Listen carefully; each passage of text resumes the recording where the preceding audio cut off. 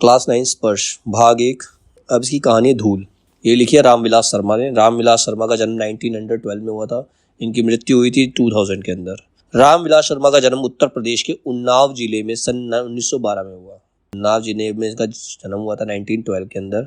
प्रारंभिक शिक्षा गांव में पाई। इनकी जो स्टार्टिंग की शिक्षा थी वो गांव में हुई थी। उस शिक्षा के लिए ये लखनऊ आ गए। वहां से इन्होंने अंग्रेजी में एमए किया और विश्वविद्यालय के अंग्रेजी विभाग में प्राध्यापक भी हो गए। प्राध्यापक मतलब होता है प्रोफेसर, अध्यापक टीचर होता है, प्राध्यापक प्रोफेसर होते हैं।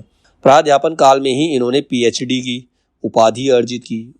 लेखन के क्षेत्र में पहले कविताएं लिखकर फिर एक उपन्यास और नाटक लिखने के बाद पूरी तरह से आलोचना कार्य में जुट गए। तो सबसे पहले इन्होंने कविताएं लिखी, फिर एक नाटक लिखा, उसके बाद क्या करें, दूसरों की रचनाओं की आलोचना करनी शुरू कर दी इन्होंने।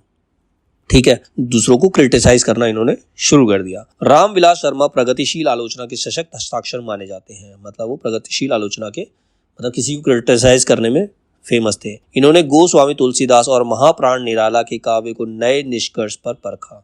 मतलब जो महाप्राण निराला और तुलसीदास ने जो रचनाएं की थी उनको इन्होंने क्रिटिसाइज किया।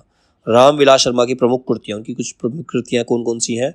भारतेंदु और उनका युग, महावीर प्रसाद द्विवेदी और हिंदी नवजागरण, प्रेमचंद्र और उनका युग, निराला की साहित्य साधना, भारत के प्राचीन भाषा परिवार और हिंदी, भाषा और समाज, भारत में अंग्रेजी राज और मार्क्सवाद, इतिहास दर्शन, भारतीय संस्कृति और हिंदी प्रदेश, गांधी, अंबेडकर, लोहिया और भारतीय इतिहास की समस्याएं, बुद्ध वैराग्य और प्रारंभिक कविताएं, सदियों के सोए जाग उठे, पाप के पुजारी, 4 दिन और अपनी धरती अपने लोग। ये इनकी एक आत्मकथा है, अपनी धरती अपने लोग। ये सारी रचनाएं उन्होंने की थी। ये सारी रामविलास शर्मा की कुछ कृतियां हैं जो उन्होंने रचनाएं की। रामविलास शर्मा को साहित्य अकादमी, व्यास सम्मान, सलाका सम्मान आदि से सम्मानित किया गया। मतलब उन्हें साहित्य अकादमी पुरस्कार भी मिला, व्यास सम्मान भी मिला, सलाका सम्मान भी उन्हें प्राप्त हुआ। इन्होंने पुरस्कार स्वरूप मिली राशि साक्षरता प्रसार हेतु दान कर दी। मतलब उन्हें पुरस्कार में जो भी दान राशि मिली थी, जो भी पैसा मिला था, तो उन्होंने लोगों को पढ़ाने के लिए उस राशि को दान कर दिया।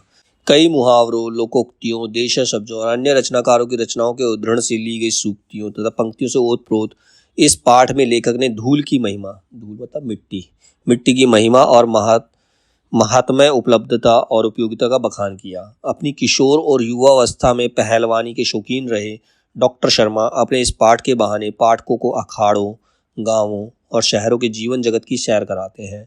साथ ही धूल के नन्हे कणों के वर्णन से देश प्रेम तक का पाठ पढ़ाने से नहीं चूकते। मतलब जो कहानी लिखी है, धूल लिखी है, वो लोगों को बताना चाहते हैं धूल का इंसान के जीवन में क्या महत्व है।